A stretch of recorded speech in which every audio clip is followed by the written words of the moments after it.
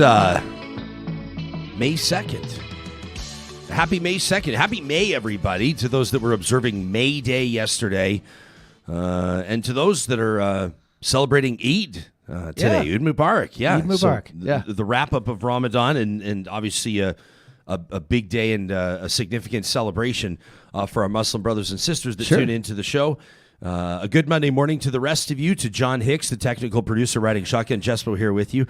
Good weekend, pal? It was okay. I heard you got out of the city too. Got a little rest and relaxation. Went and spent some time with the folks down in Calgary, which is great, and got the family together. And beautiful. Always nice to be able to make that happen. Get the cousins together. Oh, a lot of energy in the room. 6-year-old, 5-year-old, 2-year-old. Oh my! So it's awesome. And Grandma and Grandpa's hearts are full. And the ping pong table saw lots of action and all that good stuff. Nice. Yeah. And I'm trying to decide whether or not to open with something heavy, too. Why not? It's real talk. It's real life. Charles Adler coming up in just a little bit, by the way, the Titan of Talk, going to join us, and we're really excited to make an announcement relating to Charles Adler, too. Dr. Madhu Pai will be joining me, in about half an hour's time, a professor, Canada Research Chair at McGill University in Epidemiology, talking about vaccines and global vaccine equity. He's originally from India, and he paints this. He spoke in front of a House of Commons Standing Committee just last week. He's going to talk to us about this, but he paints this really stark picture, a contrast between his country now, where he's living now in Canada, his country of origin in India, and what access to vaccines looked like. He talks what his last April looked like when he got his first dose. And the fact that globally, as we speak, as we sit here today in May of 2022, still just under 3 billion people globally have not had access to their first shot. Jeez, it's a pretty stark contrast between here and there, right? I was talking to a buddy, texting a pal over the weekend, and he's asking me, he says, do you have your second booster yet? So we're talking shot number 4. Yeah. And 2.8 billion people around the world haven't had shot number 1. So that's a heavy one, and something worth paying attention to. I found it over the weekend as well, that a childhood pal of mine had actually passed away suddenly and unexpectedly. And my heart's a little heavy right now for obvious reasons. The last time I talked to this, I didn't even tell you this morning. We've just been busy getting our show ready to go and sculling coffees and getting ready on a Monday morning. But I'm kind of walking with that today, and I'll be walking with that this week. And I know that a lot of people are walking with heavy things in life. That's just real life. And maybe sometimes it makes it a little bit easier to lighten the load a little bit by sharing it with people. But what really struck me, and my pal's named Kenny, and may he rest in peace, just a beautiful guy, just the biggest smile in the world. And I'm late to the game. I hadn't actually heard that he passed away a short time ago. But leaves behind a family, young kids. And the last time my parents said to me, I was talking to him this weekend, they said, when was the last time you saw him? The last time I talked to him was a great catch-up, an hour-long catch-up in the parking lot outside another pal's memorial. Wow. Buddy who had passed away from a really stubborn and an aggressive brain tumor. And it's just, to me, I'm having one of these kind of life is fleeting kind of moments. Of course. And so obviously it's incredibly sad, and at the same time you try to take these opportunities and I guess apply them to your perspective with your loved ones around you, and remind everybody around you how grateful you are to have them in your life. So that's kind of where I'm at this morning. Life is short. Be good to each other. I mean, my grandfather passed away about a week and a half ago. And so, and you look back and you say, he lives in Ontario. I could have flown out more. I could have Zoomed more. I could have called more. And so, something to keep in mind is just, life is fleeting. Yeah, brother. Tell someone you love them today. Give them a call. Text them right now. If you're listening to this later while you're walking the dog, press pause on the podcast, do your thing. Yeah. Pull your car. If later. you're on the highway, pull over to the next rest stop and make that phone call you got to make. And maybe this is like speaking to somebody. I don't know. I just feel compelled to share it. For sure it is. Thank you for sharing. Yeah. You've been putting this brave face on for the last couple of weeks. Yeah. And anyway, much love to you and to everybody else that's walking with that today.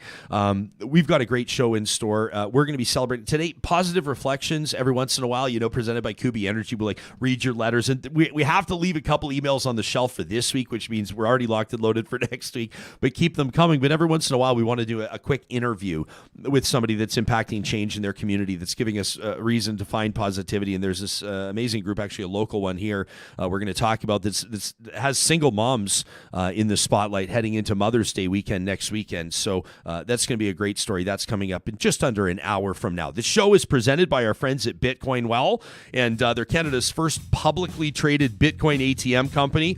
You know, there's a lot going on with Bitcoin right now. A lot of people over the weekend focusing on the price of Bitcoin and how relevant that is, or the value of Bitcoin, some people might want to call it. If you have questions about that, you want to ask direct questions, no BS, to somebody, a real-life human who's going to get back to you, we recommend Bitcoin Well. You'll find them under the sponsors tab at ryanjesperson.com.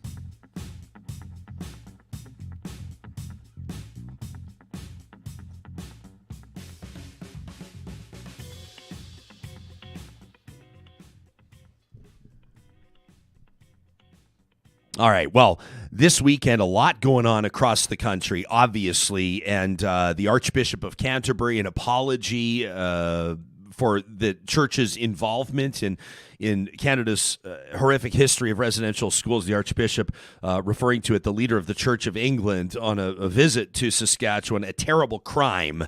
We're going to talk about that in just a moment. Of course, this blood ban, this Canadian Blood Services blood ban lifted. How significant is it? We're going to be covering that over the course of this week, and we've got interview requests in, a couple booked, and some statements as well from advocates across the country that have been working on that blood ban. Of course, we had our conversation with Conservative Party leadership hopeful Jean Charest on Friday, and I want to ask our next guest about this, and then those demonstrations in Ottawa as well. You see that, this rolling thunder convoy, Johnny? Can we tee this thing up? We want to take a look at this. This was just one of the bits of video, and there was a lot of sort of citizen reporting and some actual reporting as well on the ground there, and we were able to get a general sense of what the environment was like in the city that saw that 3-week occupation just a few months ago. This was this past weekend in our nation's capital. As you can see here, you got hundreds of people marching through the streets, and for the benefit of those that are listening in on the podcast, they're waving Canadian flags, but chanting USA, USA, USA, to the confusion of some that we're trying to process exactly what this whole thing was all about. I wonder if our next guest qualifies in that group. I saw him refer to it as Woodstock for the Witless over the weekend. He is the Titan of talk. He is an RTDNA Lifetime Award winner. He's an Emmy Award winner, a Canadian talk legend, Charles Adler. Good Monday morning to you, my man. USA, USA, USA. Now, if that doesn't make you witless when you're protesting for what you're calling freedom in this country, USA, USA.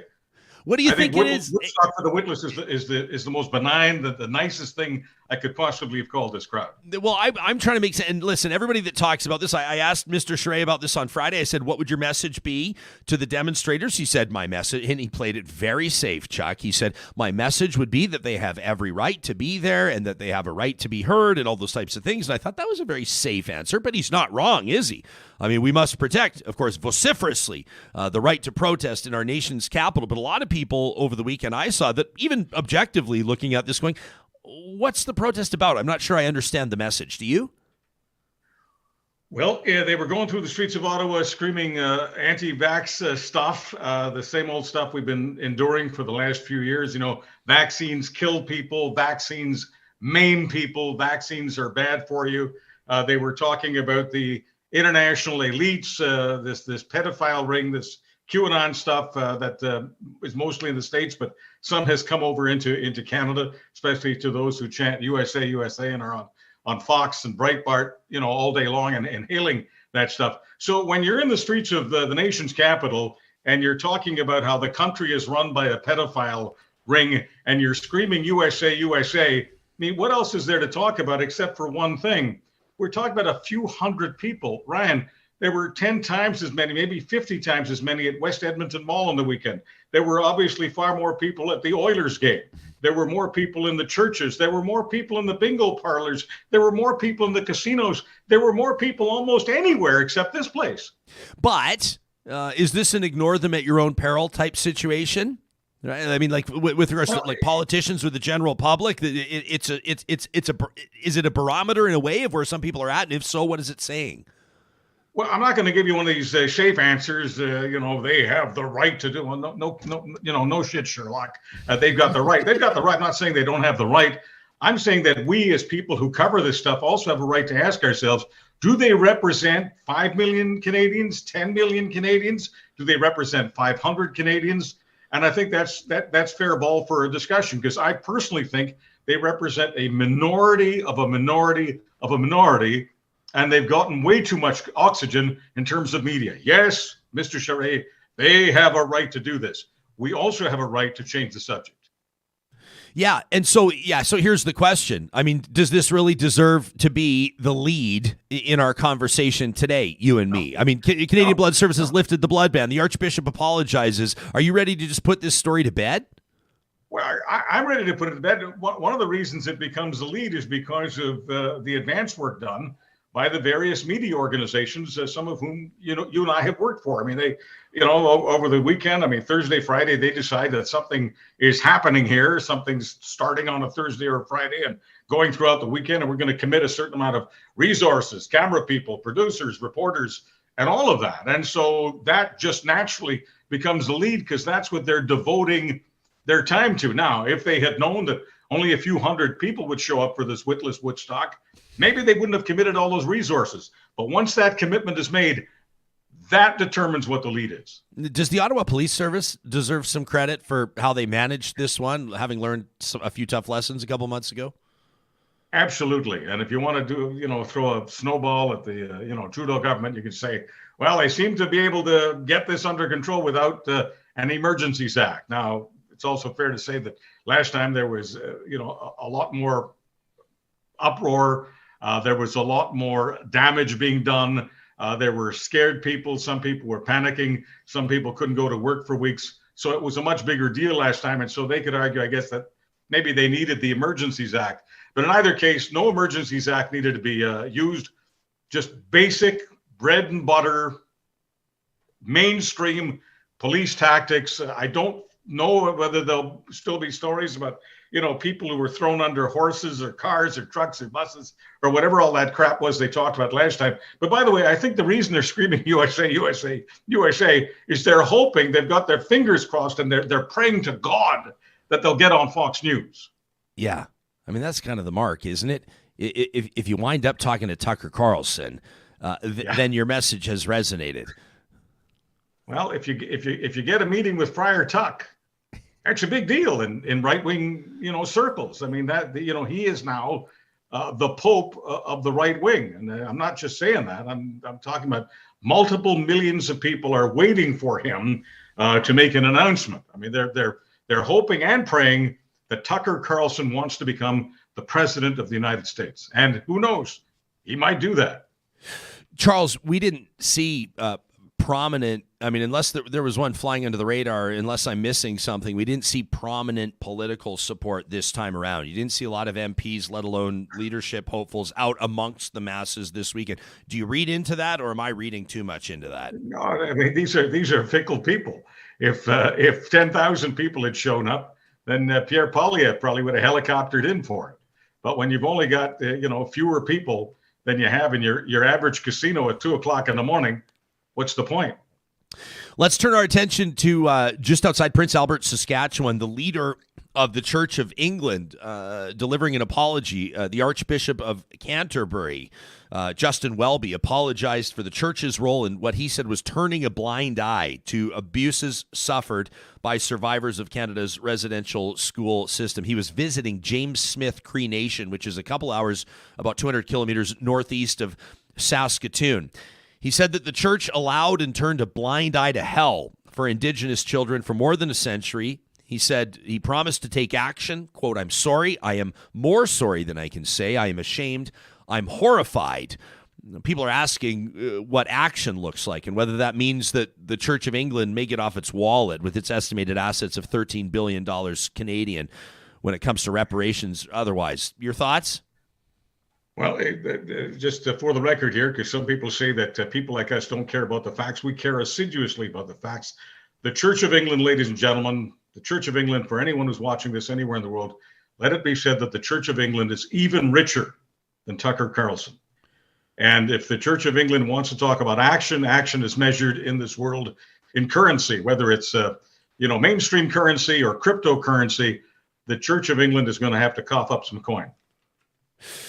When it comes to the apology issued by the Pope a short time ago, about a month ago now, approximately, the apology by the Archbishop here, do you get the sense that this is moving or trending in a positive direction when it comes to actual reconciliation for a journey that's been a long and arduous one for survivors? I mean, there were those even this weekend that were quoted. Some great reporting by CBC News, for example, spoke to some survivors like Samuel Hardlot, who said, regardless of the fact that the apology was issued in front of about 20 survivors that were able to attend, said, quote, "It doesn't feel good." He had just heard about the event from a Facebook friend, said, "We're always the last ones to hear about these things. A lot of things happened to us. We wanted to share. A lot of people back home didn't even know until it was too late today." And you try to get a sense of whether or not these things are being taken seriously. Do you get the sense that it is, and that there will be progress for the thousands of survivors and descendants, the multi-generational impact of this? Well, the thing is, Ryan, that both of us have to stipulate it because, it may not be obvious enough, but that we are not Indigenous people. And we cannot speak for Indigenous people. We can only speak for ourselves. And, if I go into my own moral compass, much more has to be done here, but it does have to be done with dollars or crypto, if you like, but there has to be some sort of compensation. And I also would really appreciate it, whether it's the Archbishop of Canterbury or the Pope, if they were to talk about some specific things that went on. Because every time they just throw this out as a generalization, it always looks to me like some lawyer told them to do this. It always looks to me like they didn't do any real research. Now, you and I both know how we feel about broadcasters and podcasters and columnists who just throw their opinions out there and don't have any facts married to those opinions. I mean, opinions are interesting, but opinions that are not tethered to facts really aren't. And to me, apologies that aren't tethered to some specific information, which gives me the impression that the person who's speaking and spouting and apologizing actually got off his ass and decided to do some homework. I still don't have the impression that the Pope or the Archbishop, with all due respect to these holy fathers, I just don't have the impression they've actually done that. Yeah, I appreciate you taking the question, and I would want to put the same one to Real Talkers and to our audience. And obviously, as you note, Charles, the most important, I mean, truly the only perspective that matters here is the perspective of Indigenous people in Canada, in particular, survivors of residential schools or those close to them.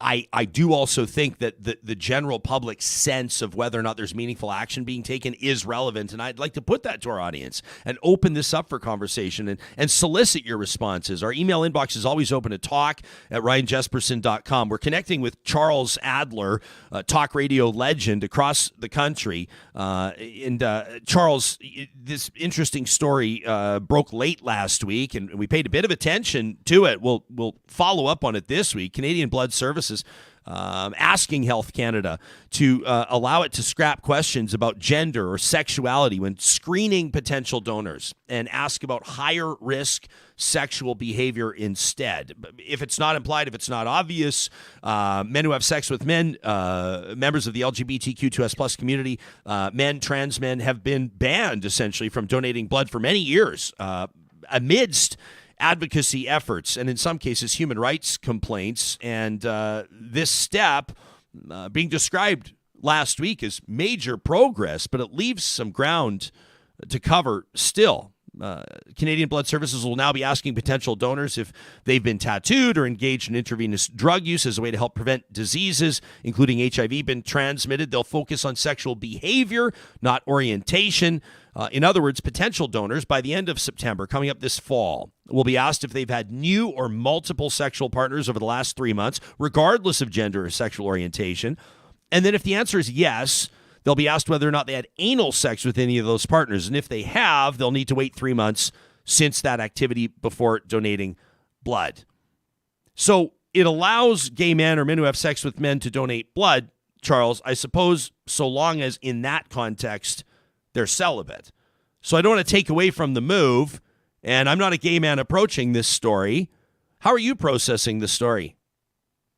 Well, once again, I've got to say what I just said a few moments ago about, non-Indigenous, and I'm not in any kind of personal way connected to this story, but I'm personally connected to the country.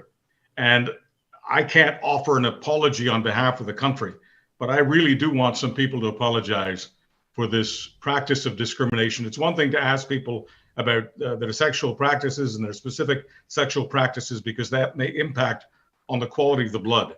But to ask people about their orientation is disgusting. It was disgusting 30 years ago. It was disgusting 20 years ago. And if people are still doing that, in the last few minutes, it's disgusting 20 minutes ago. This is not the country that I know. And it's about frickin' time that this got done. I'm glad it did. But man, did it ever take? What's your thought on that, Ryan? Hasn't this taken way too long? I've been discussing gay people being banned from giving blood. I've been discussing this for over 30 years. Yeah.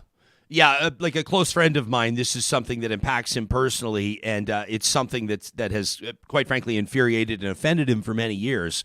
And we're working on getting some conversations on the air this week on this, because I want to talk to people who in particular have filed human rights complaints, and people who have lived experience in what it felt like to have your blood banned. I'm not comparing this in any way, shape, or form, Charles, but I do have somewhat of an interesting angle of approach to this story. You know that I studied for a year. My first year of post-secondary education was in England, and it was right around the height of that mad cow disease, when that was a real concern. And because I had eaten beef in England within a certain window of time, I still can't donate blood about 25 years later, almost now.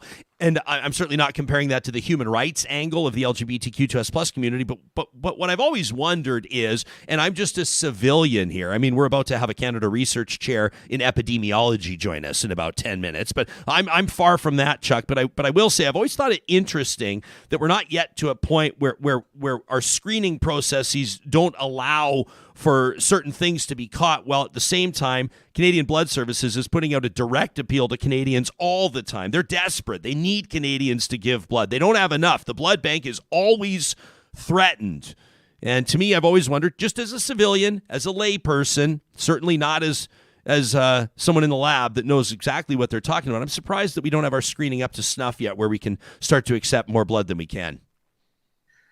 Well, my guess is there are many groups that are being discriminated against, but I'm just guessing. I'm not an epidemiologist.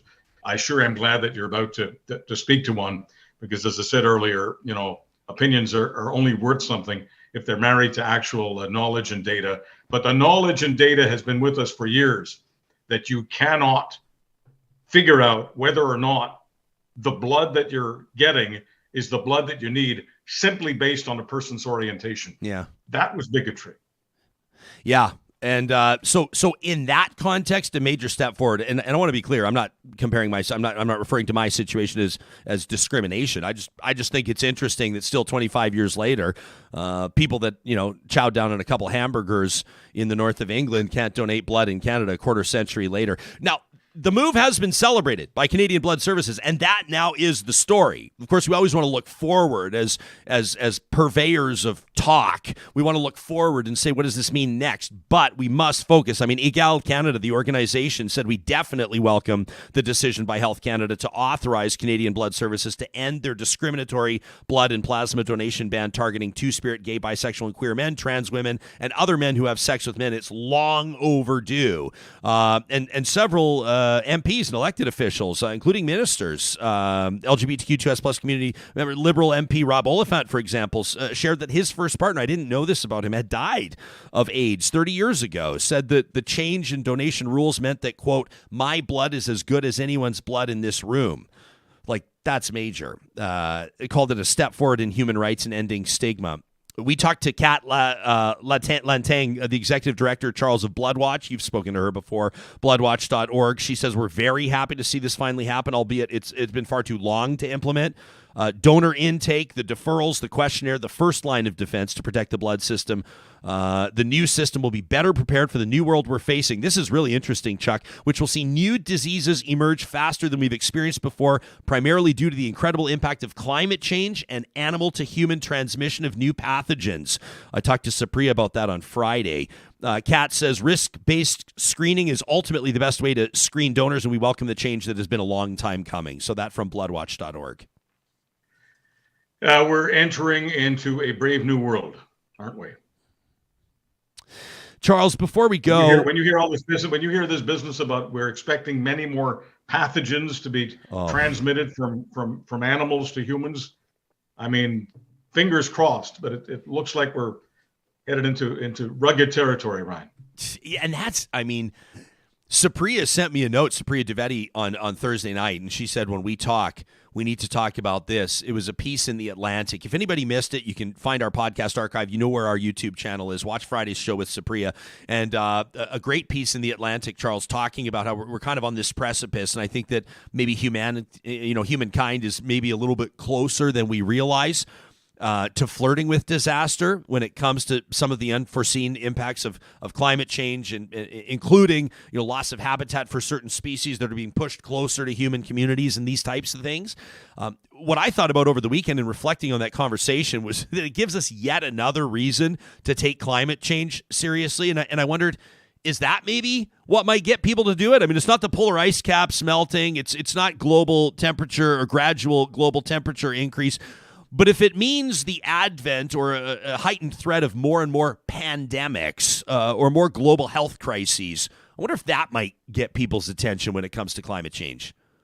Well, we know the impact of the last couple of years. I'm not just talking about the obvious stuff, people being involved in way too much solitude, way too much isolation, consequences, depression, overeating, and other things. Okay, so we've talked about all of that. Some people say we've talked about that ad nauseum for the last couple of years. Imagine what it would be like to have the kind of life that we have had for the last 2 years in this country and many other countries for the rest of our lives. And if climate change can be put into its proper context, and if we learn that the faster the climate is changing, the more at risk we are for the kind of life that we've had to live for the last couple of years. I mean, if that doesn't get people's attention, I don't know what will. But the problem is, Ryan, and this is so fundamental to everything we talk about, everything ends up being put through the political filter. So everything becomes gaslighted. Everything becomes polarized. And it becomes more and more difficult because you're always taken off focus. Instead of talking about climate change, you're talking about the people who want to deny that climate change exists. Instead of talking about vaccines and how best we combat the various pandemics, we're now talking about the people attending the Witless Woodstock in Ottawa. So it's just so difficult to have these conversations because we're always being distracted and interrupted. And sometimes we're being distracted and interrupted by, let's call them what they are, political hustlers. There's nothing that gets you more clicks than attacking somebody. Jan Arden earlier today was on Twitter saying, it's really a shame that this is how we're now defining communities, whether it's in Canada or around the world. We're defining ourselves by who we hate. It's not a good thing. Do you treat, I don't necessarily even just want to say talk radio, talk shows, let's say, because, what is radio anymore? Here we are live streaming. People are going to be listening to this podcast. The platforms are changing. The method of delivery is changing, but the craft remains and the importance remains. Do you think that the art of talk, you might call it the art of conversation, does it need to be different now than it was 30 years ago? Do you need to treat it differently? I mean, the open hour, the open lines, call-in lines where you could field conspiracy theories from all angles. I mean, opinions are important. Dialogue is important. The ability to disagree amicably is important. But what would you treat differently these days than you might have 25 or 30 years ago? Well, I think that we have to be brutally honest about the various people who are carrying messages, even the ones who are carrying messages that are so benign that they're absolutely worthless.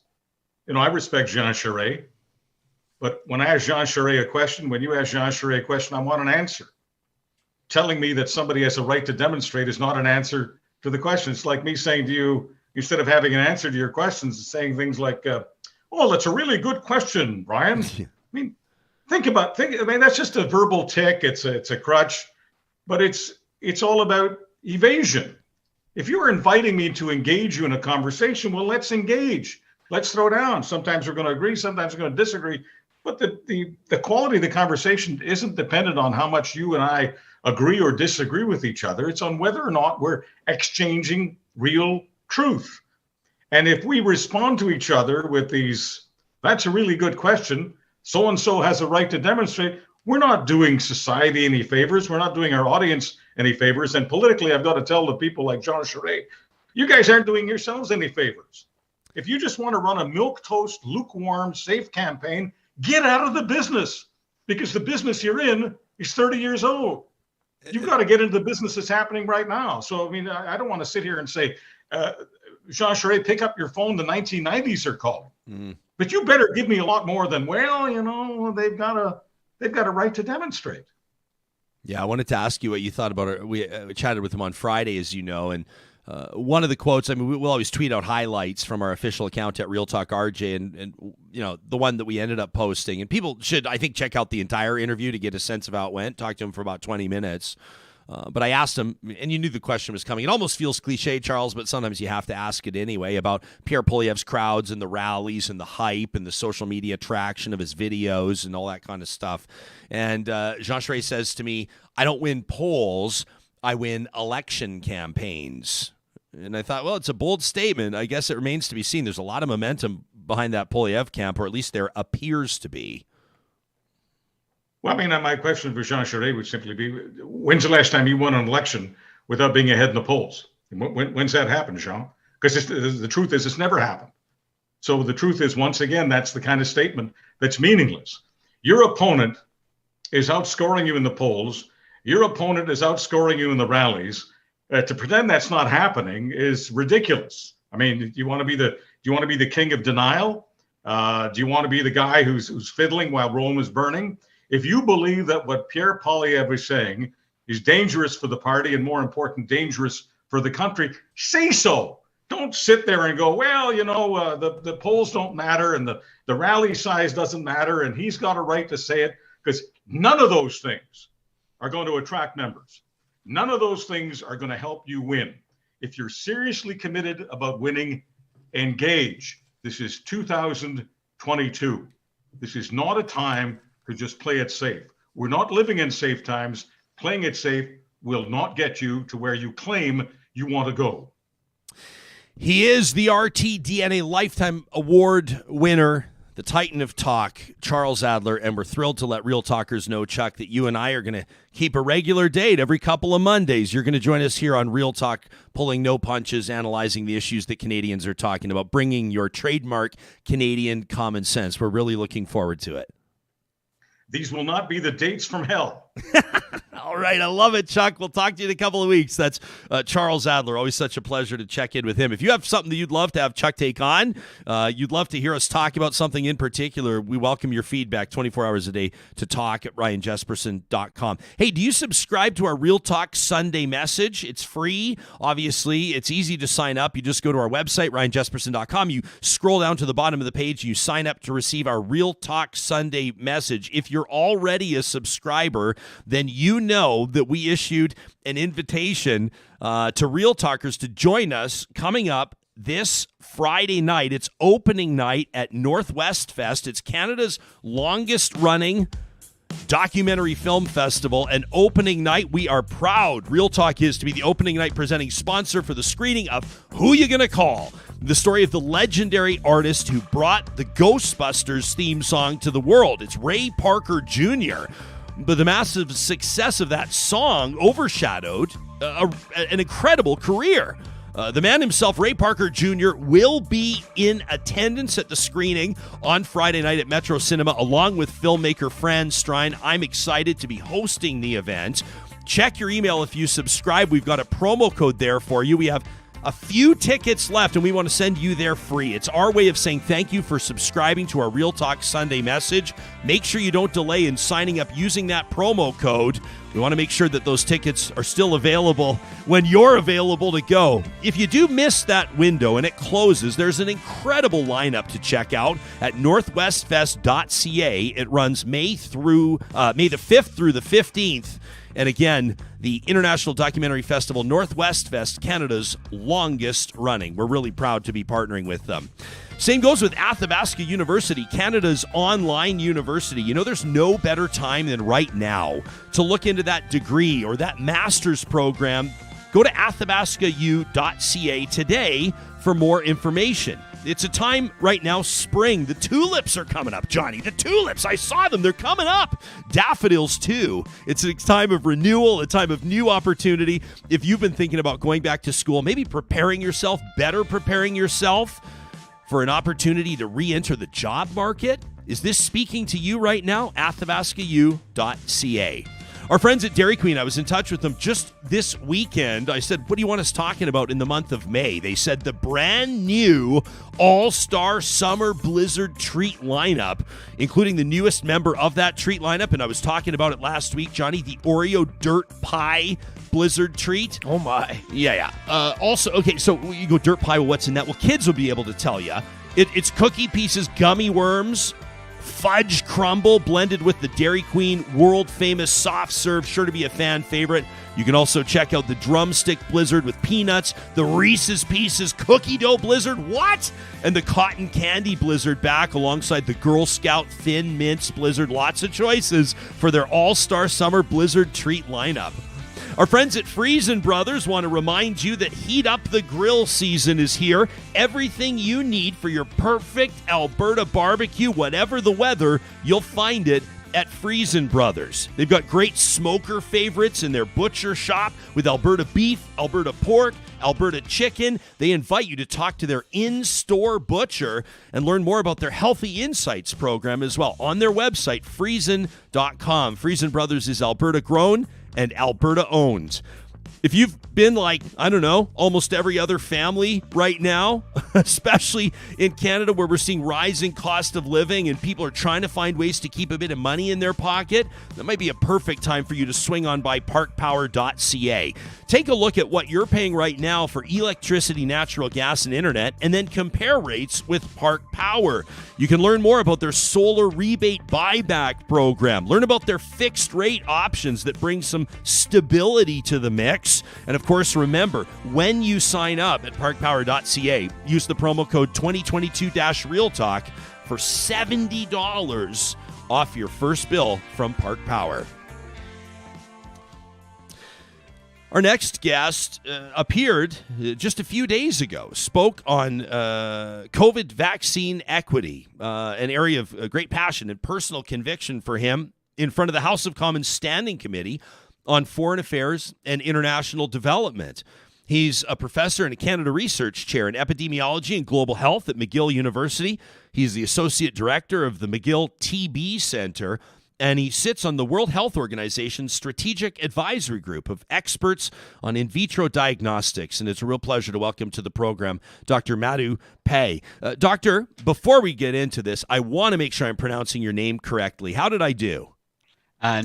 First name you got right, Madhu. Last name is Pai. Pai. I was right the first time, and I corrected myself incorrectly. Well, listen, we've been looking forward to speaking with you for quite some time, and I know you had a busy week last week speaking in front of this House of Commons Standing Committee. Can you take us into the specifics of the message that you were intent on delivering to those decision makers? Thank you, Ryan. Yes, I was invited to speak to the House of Commons Committee. Unfortunately, that meeting got disrupted, and I believe by the Conservative MPs, and we were all dismissed, the witnesses. So we could not, some of us could not speak. But I did submit my written comments to the House of Commons, and they have promised to invite us back another time. But here's basically what I said in my written statement to the committee that's looking at vaccine equity. I basically pointed out that we have left behind 1/3 of the world's population. That is 2.8 billion people, mostly in low and middle income countries, have not had a single dose of the vaccine. Vaccine coverage in many low-income countries is barely at 15%. The African continent is pretty much seriously under-vaccinated. And even as we are giving fourth doses to ourselves, this act of leaving behind 1/3 of humanity and not doing enough to vaccinate them and share tests and treatments, I said will come back and haunt us. And I expressed my disappointment that Canada, despite being among one of the richest countries in the world, having plenty of vaccines in our stockpile, have refused to do what many of us have been asking for well over a year. We pledged 200 million doses. We've only donated 15 million as of now. We have stayed silent on a request by many, many countries to waive the intellectual property temporarily so that any country that wants to manufacture a COVID vaccine can do it. We have been completely silent on it. We've just not done anything on that, while hundreds of countries have approved it, including the United States has shown support for it. And so I felt that this is terrible for us because new variants and waves will come. And we're already seeing subvariants take off in many parts of the world. And this level of inequity cannot end well for us. So I basically was pleading with our Canadian leaders to do what is morally, ethically, scientifically right, do more to vaccinate the world. I'm going to be honest, Doc. I hadn't heard about you being interrupted in front of that House of Commons Standing Committee. And I'm sitting here and I'm kind of, as you're giving us these important facts and basically calling out Canada and other members of the international community in the so-called developed or first world for silence and relative inaction and maybe hypocrisy might fit as well, talking about the importance of vaccines but not taking it seriously in an international context. But I can't get over, I'm still sitting here thinking about the fact, I mean, it almost sounds to me like the what happened to you in front of that standing committee was almost a metaphor for how you say the country's been treating this, and that is without seriousness. It wasn't just me. The whole proceedings got disrupted. All witnesses couldn't complete what they had been invited for because the whole thing got sidetracked into some Manitoba lab-related issue, and essentially that was the end of the entire session. So it wasn't that I was personally disrupted. None of us were given a chance to speak because of the conflict or disagreement between the conservatives and the liberals. But it does make me worried that we are not cohesive in our plan. If you look at intent, I think the Canadian government's intent has been wonderful. If you remember Rosemary Barton live end of the year interview with Prime Minister Trudeau, the last question she asked him was, how do you know things are going to get better with this pandemic? And Prime Minister Trudeau said, when COVID vaccination rates in other countries go up, how do we end this everywhere so that we can end it here? So on paper, we want to see the world vaccinated. In practice, I just cannot understand how we could only donate 15 million doses when there are 2.8 billion people unvaccinated. Our reputation globally is that we are one of the biggest vaccine hoarders in the world. That's what our international reputation is. And I just can't understand why we could not have done. Last year, there was so much vaccines we were sitting on, and the world was in flames, literally, when the Delta variant was ripping through the world. Even vaccines that we said wasn't good enough for us, AstraZeneca, J&J, even that we have not donated in a timely manner. And we've just completely stayed silent on the intellectual property waiver. My point, which I also made in my written statement to the House of Commons, was that Canada, more than other countries, should have understood why domestic manufacturing is so critical. If you remember, Ryan, when vaccines first became available, we had no ability to manufacture in Canada, right? We were begging for other countries to export vaccines to us We were in the queue. We were scrambling. We were longing for those shipments to arrive from US, Europe, or wherever. And now we have the vaccine manufacturing ability. We have a Canadian-made vaccine called Medicago. Moderna is starting its manufacturing in Montreal, which, as you saw, was a big news over the weekend. Prime Minister Trudeau was here in Montreal to open that, inaugurate that initiative. We finally learned how critical is it for a country to make its own vaccines in a crisis. Now, why would we not extend that courtesy to low and middle income countries? Do they not need a shot at making their own life-saving vaccines in a crisis? Why do we block that? What is the earthly purpose of blocking someone else from making life-saving products in a crisis? This is what I can't understand. You neither donate, nor do you allow and support other countries to make their own. Then do we just let millions of people die? Do we just let this pandemic continue in year 4, year 5? Because this virus is not going to sit back and wait. It's just ripping through country after country, and bad mutations will happen, and another terrible variant will come our way, and again we'll be in this desperate healthcare crisis. When will we learn that this pandemic is not going anywhere until we do what we should have done right from get-go? Put out the fire all over the world, not just for ourselves.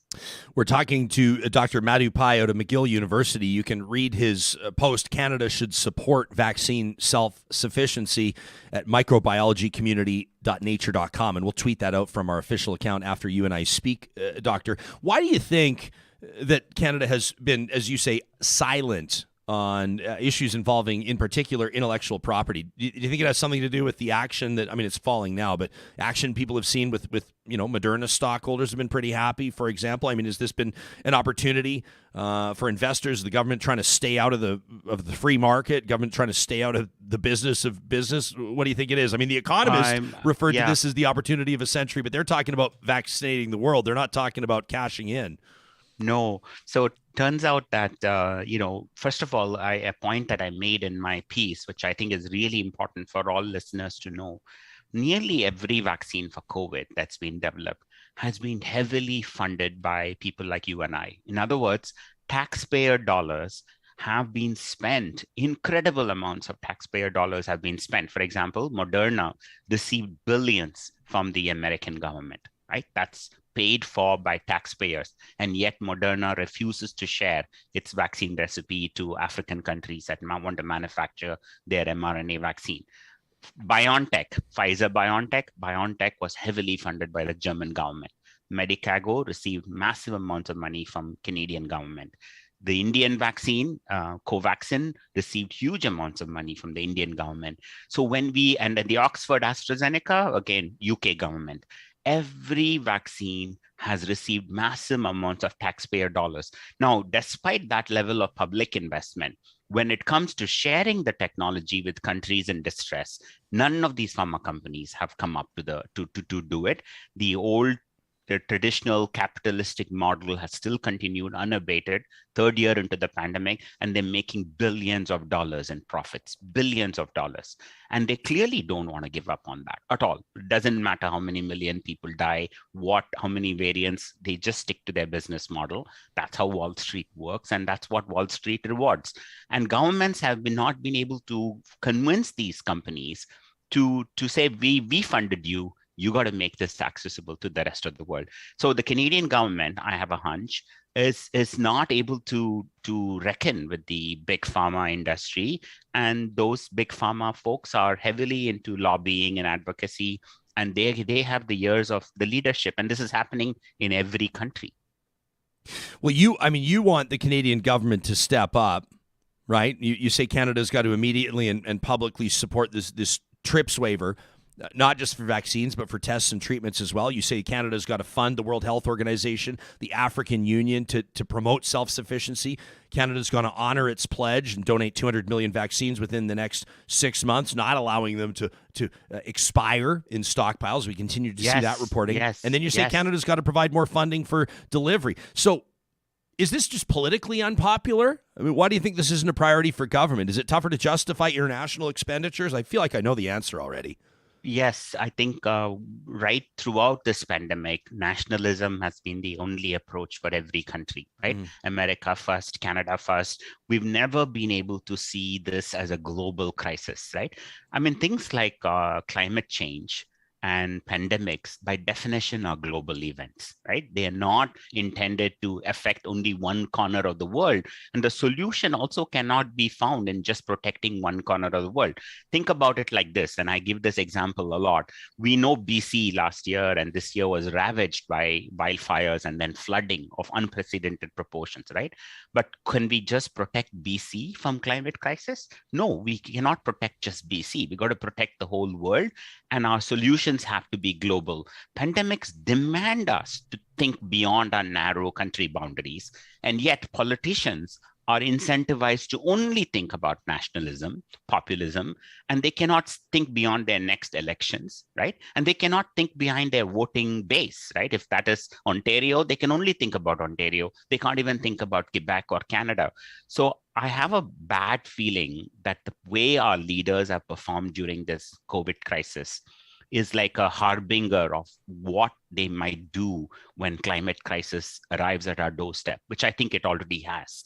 And it terrifies me that our isolationist, populist tendencies will take us down a terrible path where instead of global collaboration to solve a big crisis, we will go inwards looking and we will only seek to protect ourselves and close our boundaries. Look what we did when the Omicron variant came. We just banned travel from a bunch of African countries for no fault of theirs. That virus was everywhere, but we punished a bunch of African countries. Instead of giving vaccines to African countries, we banned them from entering our country. That is how our politicians are incentivized to think. And that is what appeals to the populism. And that's what they think will win them elections. Nobody is being rewarded to do the right thing in our political structure here. That's well said, Doctor. I guess we could focus on that angle, the angle of international diplomacy or banning travel from certain nations or shutting down flights. We could talk about the idea of homegrown labs and research. I mean, I think that Canada's self-sufficiency, a different context than the self-sufficiency we're discussing here globally, but Canada's inability through this to manufacture its own vaccines, I think, would justify an investment in more public lab resources, et cetera. Just giving you a couple of options here on the multiple choice question that is, of all of the issues that we've considered or all of the things to process and take action on as a result of this pandemic, what's one thing that you would like to see resonate and stick here in Canada, whether it's public policy, investment, attitude? What's one thing? I think it's clear to me that Canada cannot survive alone, right? In other words, we are not an island. The rest of the world needs to be okay for us to be okay. We saw that how much what happens in US impacts us, right? And US is our neighbor. But if you think along similar lines, we are we are an open country. People are coming, flights are coming in by the hundreds, people are moving, migration is happening. We cannot afford to think that just giving ourselves more and more vaccines without covering the whole world can end well. We got to start thinking that this is a global crisis that demands a global solution. What can Canada do proportionate to our income, our GDP, so on and so forth? I definitely want us to see support the TRIPS waiver because it sends a clear signal that every country should have the ability to manufacture in a crisis. That is the bare minimum we should be doing. We should not stand in the way of other countries wanting to be self-reliant. What I think low-income countries are asking, Ryan, they're not asking for charity. They're saying, we don't need your donations. Just let us make vaccines and survive, right? And what on earth, what logic is it that we would block such a request from other countries, right? Especially in a one-in-a-century crisis, if we cannot see it in our hearts to think differently and give the vaccine recipe. There was a beautiful video on, if there's a fire in your house, you put out the fire and then you hold the water, because there might be a fire in future. But if your neighbor's house is burning, you help give the water to your neighbor. Otherwise, that fire will come back and burn your house. We got to start thinking along those lines. I think the most selfish thing we could do as Canadians is to help vaccinate the world. It's the most selfish thing we could do because that's what's going to keep us safe. Otherwise, there will be another bad variant and we will be back in a crisis all over again in a few months. And this will never end for us. So just to do the right thing, morally, ethically, scientifically, economically, there is only one solution: help protect the whole world. And I would love to see Canada finally doing that beyond just talking. Doctor, before we thank you for your time, I want to ask you here at home, what's one angle related to this pandemic, to COVID-19, that you're following? We're seeing conversation. I mean, in our home province of Alberta, I think somewhat of a striking statistic for people that really haven't been paying attention. It's not been leading the headlines anymore, but Alberta averaged 9 deaths a day. Just last week, 63 deaths due to COVID-19, including a couple people in their 30s. We're seeing numbers rise across the country. We're seeing some encouraging information and conversation around young kids. Like, we're talking like 0 to 5 having access to vaccines at some point soon, and obviously people recognize the importance of that. What's a story you're keeping an eye on as a Canada Research Chair in epidemiology? I'm just worried about premature declarations that this pandemic crisis is over. I mean, how can it be over when there are so many variants just taking off in country after country? I want us to use common sense protections that we can use on a daily basis to keep ourselves safe. Masking is such an easy thing to do. Clean air filters, ventilation, stuff like that can go a long way in making this place safer for us. And of course, getting vaccinated and getting that third dose to as many people as possible, including kids, gives us the protection. And then once beyond that, we got to help vaccinate the world. That's how we're going to end this crisis. Love it. That's Dr. Madhu Pai, Professor, Canada Research Chair in Epidemiology and Global Health at McGill University, on the Strategic Advisory Group of Experts in the World Health Organization for In Vitro Diagnostics, and the Associate Director of the McGill TB Center. Hang on. I'm calling an audible, Doctor. I was about to let you go, but as I read your credentials and thanking you for your time, I got to ask real quick. Similarities or differences, general observation in how the world treated or treats tuberculosis versus COVID-19. Is there an observation to be made there? Oh, yes. We wrote a whole piece in the Atlantic magazine about this. At one point in time, TB was very common in Canada. I don't know if you know. It still is a big problem in the Inuit communities. Inuit communities in Canada have a 300-fold higher TB incidence than the rest of Canada. But most Canadians don't even know about it. They won't talk about it because TB primarily affects poor people, Black people, people of color, and Indigenous people. And it doesn't even get 1/1,000,000th of the investment that we saw COVID-19 get in terms of vaccines. We're still using a 100-year-old vaccine for TB, believe it or not, even today. So there's night and day difference between how the world has approached COVID-19, because when privileged people, when high-income countries get impacted, money is poured into a disease. When it affects primarily Black, Brown, or Indigenous people, nobody gives a damn. Wow.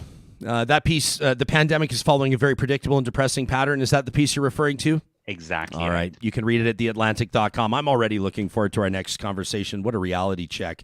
Real talk from Dr. Madhu Pai. Thank you for this, Doctor. Thank you, Ryan. Yeah. You stay well. You got it. Yeah, you stay well as well, Doc. Wow. I'm looking forward to the podcast dropping on this one because I know that we're going to hear from a lot of people his conversation about you can't simply protect or prepare BC or a certain jurisdiction for climate change, and referencing that or stacking that up against COVID-19. It's one of those things where you go, well, obviously, but maybe it's not so obvious. Maybe that's not driving the conversations we have or the perspectives we have on this kind of thing. Appreciate the good doctor's time. Coming up in just a moment, positive reflections in the form of an interview. We wanted to shine the spotlight on a group that's doing something very cool this week, and they're putting a call out, a call to action, so to speak. And so we're happy to open that up to the Real Talk audience. But first, when it comes to protecting our family members, when it comes to our health and our overall holistic health, a big part of that as you advance in age or perhaps have special care requirements is reliable, trustworthy home care. And that's what Infinity Healthcare is all about. If you go to infinity-8.ca, you can learn more about their community engagement and their personality matching service. If you have a family member that wants to age in place or that wants to stay home, regardless of their circumstance, but they need some assistance, and it could be 24 hours a day, it could be a drop-in, maybe an hour a day, half an hour a day, whatever the custom need is, that's exactly what Infinity's team works to find out. Make sure your parents are eating the meals that are being provided. Make sure they're getting their medication. Make sure that they have somebody to talk to on a daily basis. You can also find Infinity Healthcare under the sponsors tab on our website. That's also where you can browse the new and pre-owned inventory at St. Albert and Sherwood Dodge. Their new inventory includes that 2022 Dodge Challenger that everybody's talking about. I think they nailed that vintage vibe with that classic muscle car. But of course, with all the technology that you'd expect in the 2023 models. The 2022 models right now ready to be checked out, and everybody's getting excited about what's coming up at St. Albert and Sherwood Dodge. They're proud of their sales team and their service that they provide that keeps people coming back to Sherwood and St. Albert Dodge. And our friends at Eden Landscaping want to remind you that it's never too soon. I mean, it's May already. You want a project done by July? You got that family gathering coming up, the anniversary celebration in August. You better get in touch with their team today to make sure that that outdoor space that you love is brought to life, the best potential that it can achieve. Eden Landscaping's been earning the return business and the referrals of their happy customers for more than 20 years. 20 years of on-the-ground experience in Edmonton and area. You can find them online at landscapeedmonton.ca. Well, we welcome your emails to the show and appreciated this one from Jillian, who was tuned in on Friday for my conversation with Conservative leadership candidate Jean Charest. She says, okay, so I just bought a party membership for the first time ever because Mr. Charest presented himself so well on your show. When was the last time that we heard a capital C Conservative actually answer questions and not blame Justin Trudeau for everything? It was very refreshing, says Jillian. Now, I have to say that I'm totally biased because I grew up under Charest's leadership in Quebec back when he was premier. Not only do I feel he did a good job handling the brattiest province in the country, says Jillian. Seriously, Quebec is entitled, probably because we're a huge voting bloc. Our province is so beautiful. We're pretty good looking, and we also have the best food and our humility, and my goodness, we're so humble. But anyway, says Jillian, if you can control demanding Quebecers, you can rein in loony Conservatives. Now, she says, I only bought a one-year membership because I don't want to have anything to do with this party if Mr. Charest isn't the leader. But if he wins, I'll gladly renew my membership for longer. Now, this doesn't mean I'll definitely vote for him for prime minister, but I love the idea of finally having a choice. The CPC hasn't given us anything worth voting for since Stephen Harper decided to focus on Justin Trudeau's hair.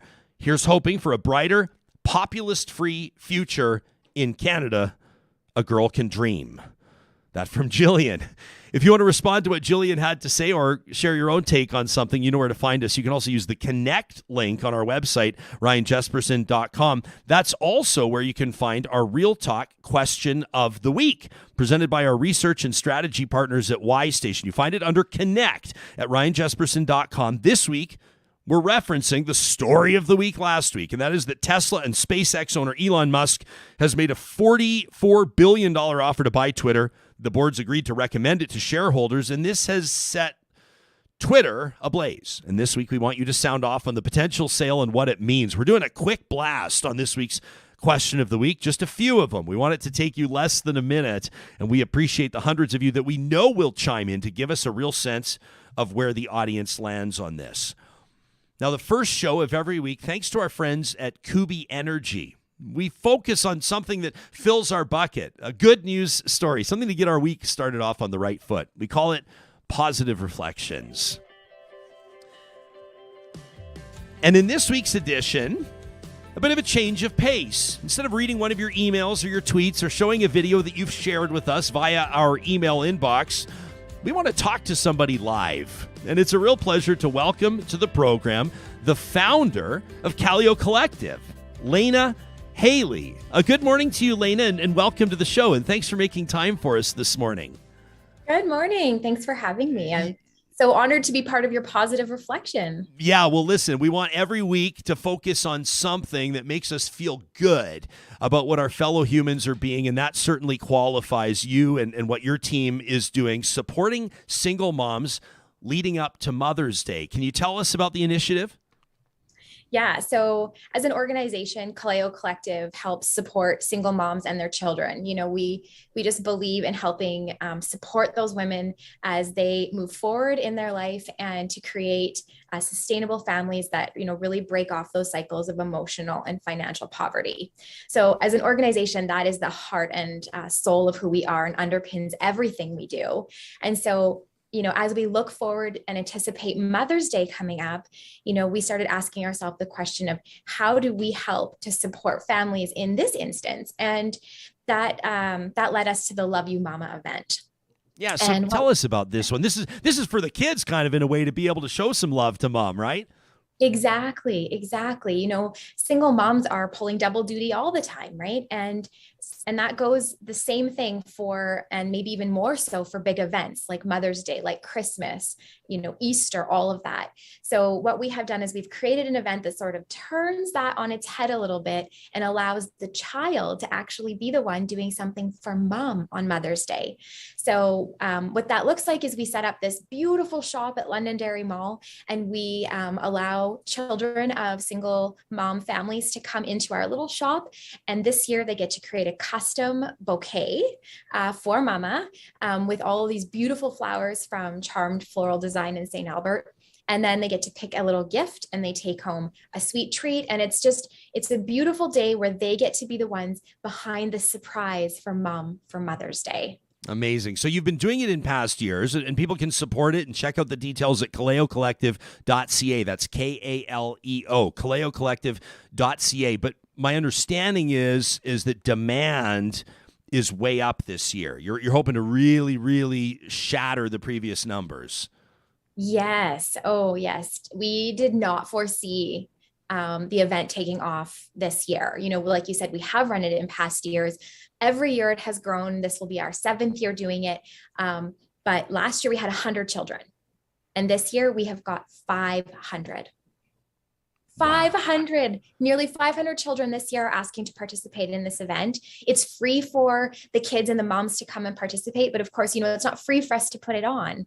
So we're hoping that perhaps some of the Real Talk fans will help us adopt a mom this Mother's Day. It's $50. You can adopt 1 or 21 and take some of those kids off of our waiting list, because right now half the kids are still on the waiting list. Wow. So $50 to make somebody's Mother's Day an unbelievably special experience. You've got 500 little ones or 500 families that are hoping to be able to take advantage of this, which is both heartwarming and also at the same time a bit of a gut check for us, isn't it? That these resources are needed and that this is something that the community can help out on. What's been the response in past? What have kids and what have moms told you in past years? Oh, you know, it's always one of those events that really catches you right in the heart. You know, the kids, when they come into the shop, I mean, their eyes just glow because they're so excited. In some ways, they kind of feel like they're sneaking one over on their mom, right? They're like, she's never going to guess what I picked. So the kids are excited, and so full of pride. They're so, you know, they just love their mom so much. And so to be able to do this for them feels really good and fills their cup up.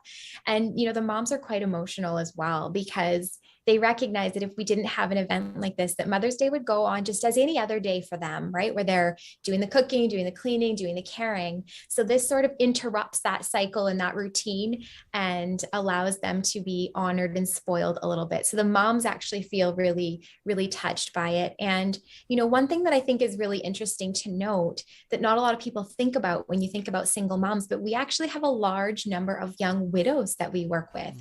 So oftentimes they're not just feeling, you know, tired on Mother's Day, but they're also still grieving the loss of a spouse who used to do these things for them. So for the children to be able to step into that space is really, really impactful for the whole family. That's such a great reminder. Layna, before I thank you for your time, I wanted to ask you bigger picture. about some of the other programs and services and resources that Kaleo Collective offers and makes available to moms. And again, people can check it out, KALEO, kaleocollective.ca. Can you tell us about like the Single Mom Support Group and the Single Mom Resource Course and Meals for Mama and Launch Your Life? You've got a lot going on. Yeah, we do, and we are, the programs and services that we run are, so like everything we do is just really heart-centered. So it's important to us that we find out from the moms what it is that they need and how we can support them, right, in their needs. So the Single Mom Support Group runs every week. During the pandemic, we pivoted it to, online via Zoom. And that was really interesting for us because we learned that for some moms, that was just so much easier. We do it at 9:00 at night, every Thursday from 9 to 10 p.m. on Zoom. And it is a way where they can not be alone in the evenings. And they're typically used to being alone when their kids are in bed. So we do that. And sometimes we take that show on the road and we do it in person, now that we're able to gather again. So we have many of our leaders are actually moms within the Kaleo family. So Linnea, for example, plans park play dates and meetups and things like that all over the place, at different parks in and around the Edmonton area. So our support group is a way for them to learn some information and just to connect really deeply. And then the Single Mom Resource Course is sort of when those moms are ready to sort of build some tools and skills in their lives that make life just a little bit easier. Some of them aren't the most fun, budgeting, meal planning, time management, those things, but they are those big rocks so that they can make sure that they've got all their ducks in a row and then they can have bits of time that they can find in their life. So the Single Mom Resource Course is really for moms that are on that growth track and are really looking to grow. And then we offer, some help with psychological services for women that might find themselves in need of some subsidization there. Really everything that we do focuses on three things: connection. So how do we connect them together? How do we help them heal? And how do we help them grow? And we let the moms, for the most part, lead those initiatives and tell us what they need that we can do to come around them and support them. I wouldn't be surprised if this interview, this positive reflection, prompts some people to make a more regular or recurring contribution or support donation to Kaleo Collective. It's been a real pleasure to connect with you, Layna Haley, the founder of Kaleo Collective. And thanks for making time for us. Best of luck with your event coming up this next weekend. Yes, thank you so much. Thanks for having me and have a wonderful rest of your week. Yeah, you as well. So Real Talkers, here's the call to action. You can check out kaleocollective.ca. We'll tweet it from our official account. And please do consider showing them, those families, your valuable support as we head toward Mother's Day. There you have it. Last week's Positive Reflections, digging up a safe out of a river in England, and something a little closer to home this week. And I love what she had to say. We always want to fill people's buckets on Monday, thanks to our friends at Kuby Energy. Of course, you can get your free solar quote today at kubyenergy.ca, and you can send us your positive reflection anytime to our email inbox, talk@ryanjesperson.com. Tomorrow, we'll continue to focus on the stories that matter most to you. A little bit later on this week, I want to give you a quick heads up. On Wednesday, we'll talk to Ray Parker Jr. and Fran Stein. They are the team, the dynamic duo behind that film, Who You Gonna Call, the opening night feature at Northwest Fest. And we invite you, if you subscribe to our email, to check out your inbox. We want to see some of you cashing in on that offer for free tickets. It's just 30 pairs, so it's going to go fast. Make sure you do that. Coming up a little bit later on this week as well, our Innovation Real Talk Roundtable. That's on Friday. We're going to get our minds blown with some of the amazing things that are happening right here in our neck of the woods. These are the folks in the spotlight of Edify's new innovation issue for May. All of that's coming up here on Real Talk this week. Make it a great Monday, friends, and we'll talk to you soon. Real Talk is hosted by Ryan Jesperson, technical producer John Hicks, managing director Josh Dunford, account coordinator Lawrence Derlego, general manager Katie Cook-Chivers, website design Mike Johnston, voiceover by me, Carrie Skelton. Real Talk's editorial board is Supriya Dwivedi, Ahmed Ali, Ann Castleman, Corey Hogan, Harmon Candola, Catherine O'Neill, and Chris Henderson. Member Emerita, Julie Rohr. Real Talk is recorded in Edmonton, Alberta on Treaty 6 territory, the traditional and ancestral territory of the Cree, Dene, Blackfoot, Saulteaux, and Nakota Sioux, home to Métis settlements and the Métis Nation of Alberta. Real Talk is the flagship property of Relay Communications Group Incorporated. All rights reserved. For more, check out ryanjesperson.com.